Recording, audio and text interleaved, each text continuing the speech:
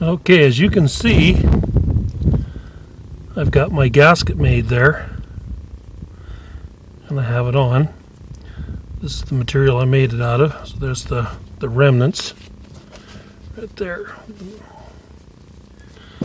Okay, and just very carefully cut it out with a razor knife. And now what I'll do is I'll take my Permatex,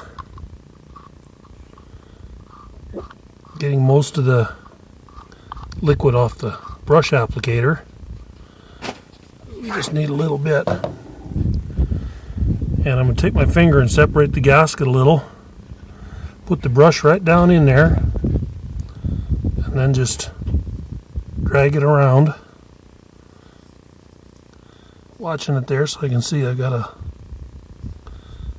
little layer of that Permatex on there.